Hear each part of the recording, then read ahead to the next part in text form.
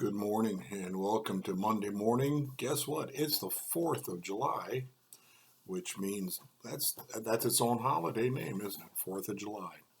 And so our country celebrates it's becoming a country, its birthday today. I'm going to move away from the book I was using. It just really didn't grab me.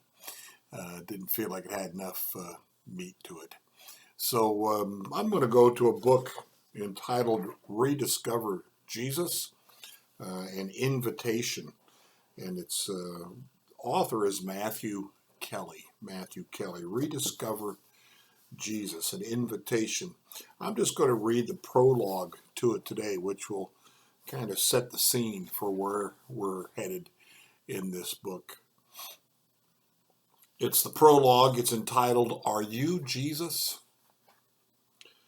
Our God is a God of surprises. It was the biggest meeting of Paul's life, and it had gone well. He couldn't wait to tell his wife and his boss. As he rushed out of the Brooklyn office building with the rest of the team, they noticed a vacant cab, a rare sight, during rush hour. Eager to get to the airport to catch their flight home, they bolted toward the cab, yelling to get the driver's attention. But as they made their way across the sidewalk, they inadvertently knocked over a small produce stand.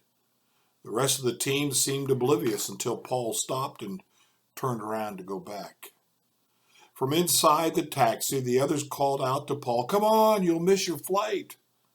"Go ahead without me," Paul replied as he made his way back across the street toward the sidewalk covered in produce.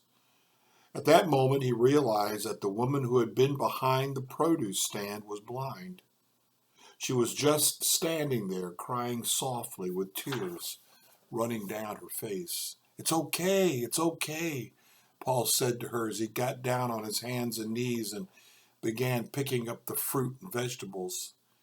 There were 100 people passing in each direction, but nobody else stopped to help. They just scurried off to wherever they were going. When the fruit was all back up on the stand, Paul began neatly organizing it, setting aside anything that was spoiled. Now he turned to the woman and asked, "Are you okay?" She nodded through her tears. Then, reaching for his wallet, he took out some bills and passed them to the woman, saying, "This money should cover the damages." With that, Paul turned and began to walk away. "Mister," the woman called after him. Paul paused and turned around. "Are you Jesus?" "Oh, no," he replied. The woman nodded and continued, "I only asked because I prayed for Jesus to help me as I heard my fruit falling all over the sidewalk." Paul turned to leave again. Only now his eyes began to fill with tears. For a long time he wandered around looking for a taxi. After finally finding one, he sat in bumper-to-bumper traffic all the way to the airport. He had missed his flight, and because it was Friday night, all the other flights were full. Paul spent the night in a hotel by the airport. This gave him time to think. He couldn't get one question out of his head.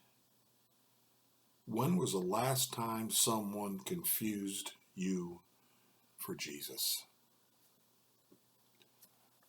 And to start us off, rediscover Jesus in this new set of devotions. It closes with a point to ponder, a verse to live, a question to consider. The point to ponder is Jesus wants you to carry on his work. The verse that's mentioned here is my favorite, Matthew 6:33. "Seek ye first the kingdom of God and his righteousness, and all these other things will be added unto you." The question to consider is this: how much is the sheer busyness of your life preventing you from living the life God is calling you to live? And a prayer: Jesus, give me the courage to let down my guard It's an interesting prayer, isn't it? I hope you'll be challenged by this devotion, since the focus is Jesus, and ponder this. Jesus wants us to carry out his work, and he says, seek first the kingdom of God and his righteousness. Blessings.